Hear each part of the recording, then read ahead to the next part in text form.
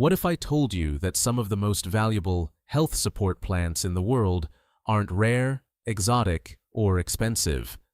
They're growing right outside your door, in lawns, along fences, near gardens, in cracks of sidewalks. Plants most people call weeds, but traditional cultures called medicine. And before we begin, quick but important note, this video is for educational purposes only. Plants can interact with medications, and natural doesn't always mean safe for everyone. Always do your own research and talk to a qualified professional if you have a medical condition. Now, with that said, here are 20 backyard plants with surprising health benefits, ranked from "I had no idea" to "How did we forget this?" Stick around, because one of these plants was literally used to inspire a world-famous medicine, and another one might be the most underrated skin support plant growing in plain sight. Let's get into it. Dandelion, Taraxacum officinale. Most people see dandelion and think annoying weed, but dandelion is one of the most nutrient-dense plants you can find in a typical yard. The leaves are naturally rich in bitter compounds. Those bitter compounds are part of why dandelion has a long history in traditional herbal systems for digestive support. Bitters can stimulate digestive secretions and help the body prepare to break down food more efficiently. Dandelion greens also provide vitamins and minerals, especially when eaten as food in salads or cooked like spinach. Traditionally, the root was used in teas as a gentle, daily support herb for digestion and general wellness. How people use it: young leaves as greens, roasted root as a coffee-like tea. Safety note: if you have ragweed allergy, gallbladder issues, or take diuretics/meds, be cautious. Think of it as the plant that turns backyard nuisance into backyard nutrition. Plantain, Plantago major/lanceolata. Not the banana. This is the low-growing lawn plant with oval leaves and tall seed spikes. Plantain is famous in traditional use as a skin-soothing, sting-calming, scrape-support plant.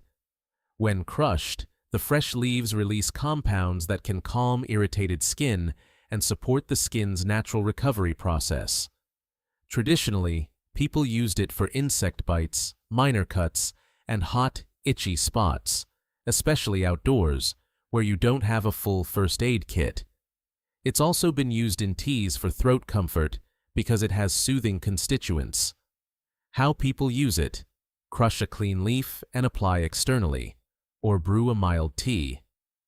Safety note: always harvest from clean areas. No pesticides, roadside pollution. Think of it as the trailside first aid plant that's quietly been under your feet the whole time. Chickweed, Stellaria media. Chickweed is one of those plants that shows up in cooler seasons and spreads fast.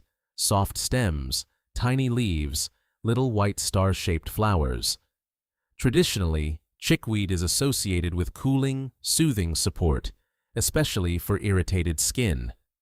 People have used it topically in salves or poultices for areas that feel hot, red, or uncomfortable. As food, chickweed is tender and mild. Some people eat it fresh in salads, and it contributes gentle plant nutrients. In herbal traditions, it's often described as supportive when the body feels overheated or inflamed. How people use it: fresh in salads, clean source, or topical preparations.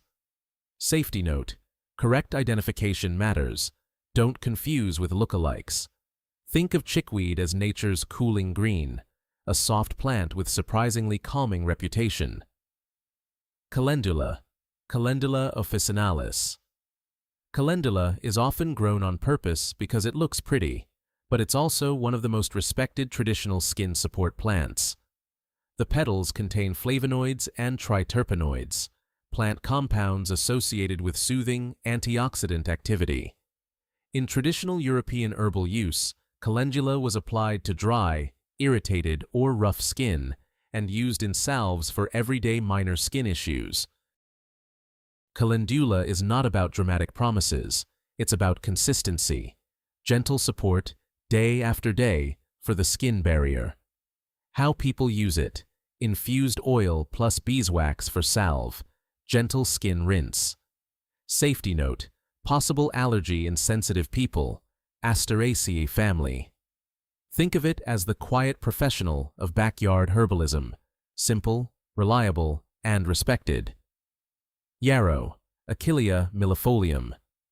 Yarrow grows in many yards and fields, feathery leaves, clusters of small flowers. Traditionally, yarrow is associated with support for minor skin issues, and it has a long history and folk use for managing everyday outdoor problems. It's also commonly used as a tea in traditional systems for general wellness support. Yarrow contains aromatic compounds and tannins that can give it that tightening feel when used externally. One reason it became linked with practical, field-based herbal care. How people use it: external compresses, tea in small amounts in traditional practice. Safety note: avoid if pregnant, possible allergy, don't overuse. Think of it as the plant that feels like it was built for people who live close to the land. Peppermint, Mentha times piperita, /spearmint, Mentha spicata. Mint is the classic backyard takeover plant. Once it's in, it's everywhere. But it's everywhere for a reason. Mint is widely used for digestive comfort. That cooling sensation is part of why people drink mint tea after meals. It's also used traditionally to support a calm stomach and fresh breathing. Peppermint contains menthol. Spearmint has a softer profile. Both are used for comfort and flavor, and both are easy to grow. How people use it: tea, infused water, steam inhalation for comfort. Safety note: peppermint can worsen reflux in some people. Use thoughtfully. Think of mint as the backyard pharmacy flavor that also happens to be genuinely useful. Lemon balm, Melissa officinalis. Lemon balm looks like a simple leafy herb, but its traditional reputation is huge. It's associated with calm, relaxation, and gentle mood support. In traditional European use, lemon balm tea was often used in the evening to help people unwind, especially when stress shows up as restlessness. It's also used historically for supporting digestion when stress affects the stomach. That mind-gut connection is real, and lemon balm sits right in that space. How people use it: evening tea, fresh leaves in water. Safety note: if you have thyroid conditions, ask a professional. Historical cautions exist. Think of it as a plant that doesn't knock you out. It just helps your system exhale. Rosemary, Salvia rosmarinus. Rosemary is more than a kitchen herb.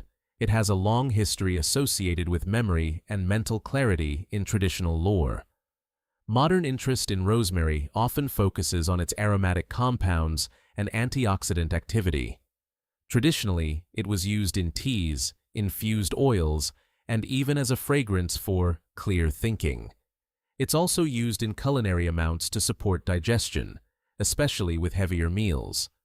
How people use it: culinary use, tea, light, infused oil for scalp/skin. Safety note: concentrated oils are powerful. Use properly and avoid ingesting essential oil. Think of rosemary as the sharp, focused plant, like a clean breeze for your senses. Thyme, Thymus vulgaris. Thyme is small, hardy, and extremely concentrated in aroma. Traditionally, thyme is associated with throat and respiratory comfort, especially in seasonal times. It contains thymol and carvacrol, compounds widely discussed for their antimicrobial properties in lab settings. That doesn't mean cure, but it helps explain why thyme tea and thyme honey became classic comfort tools.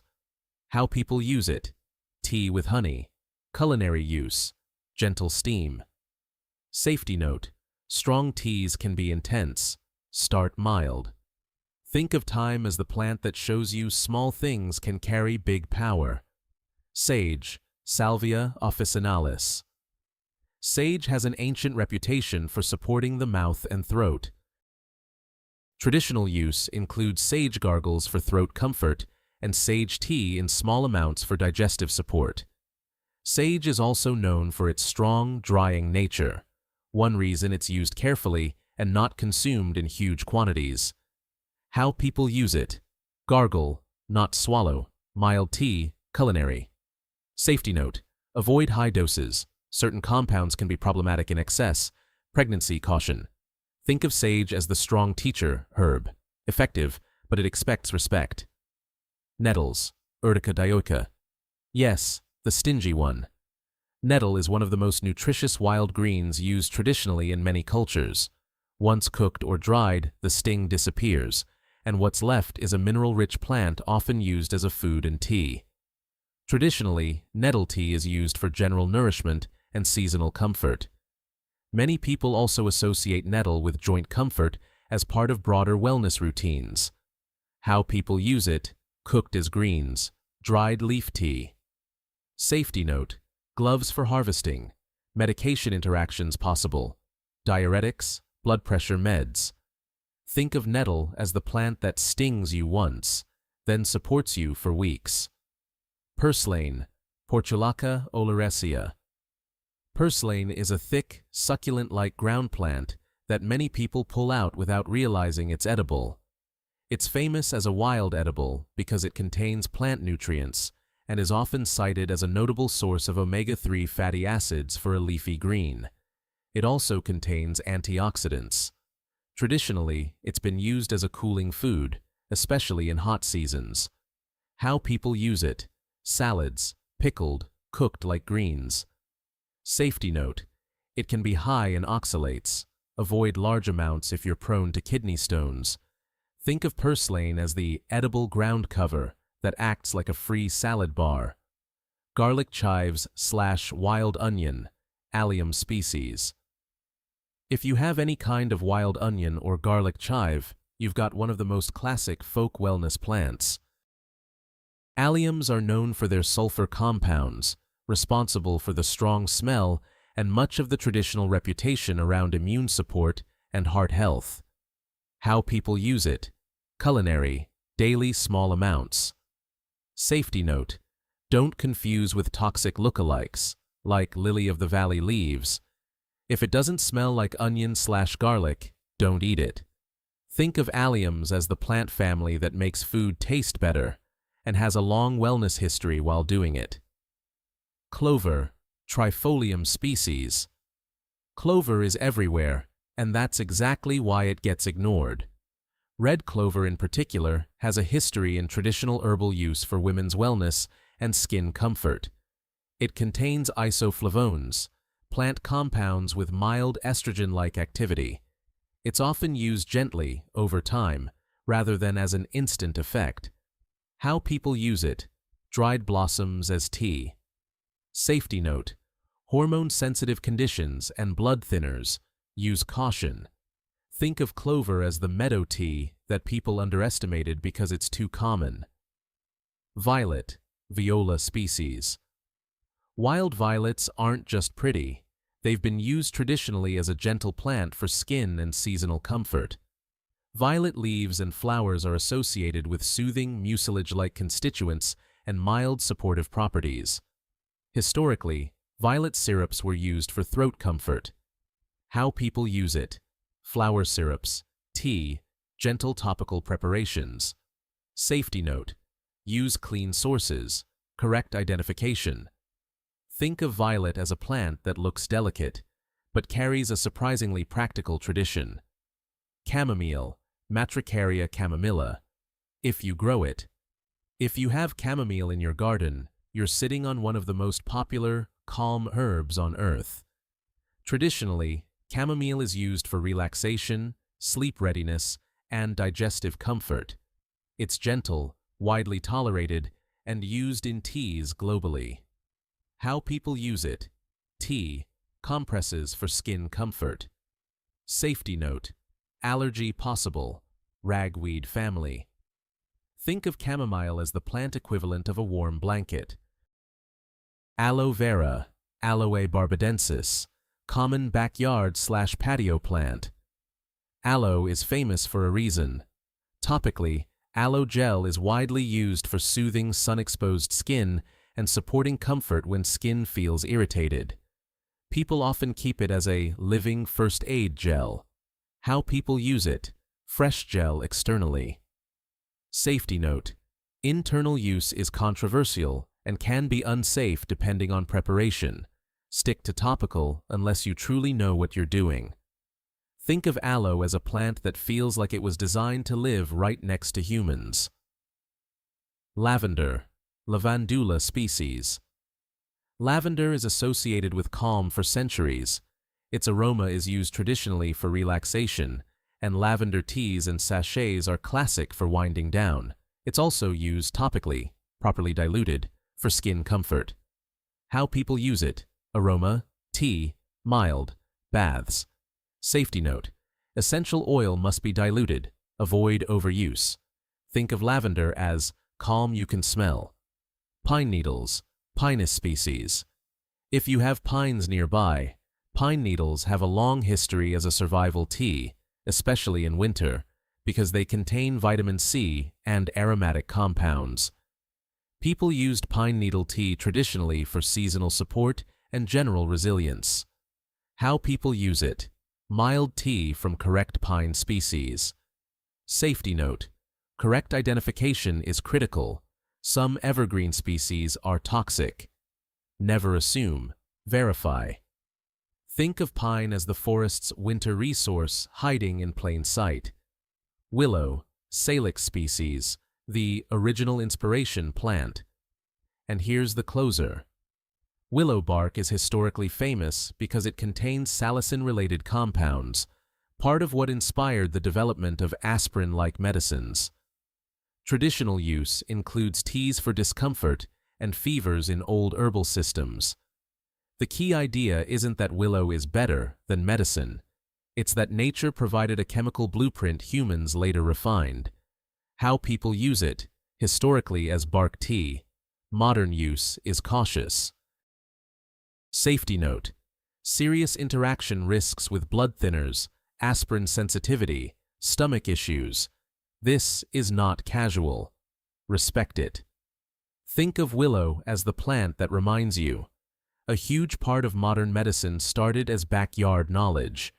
If this changed the way you look at your yard, hit the like button. It helps this reach people who have no idea how much useful plant knowledge is hiding in plain sight.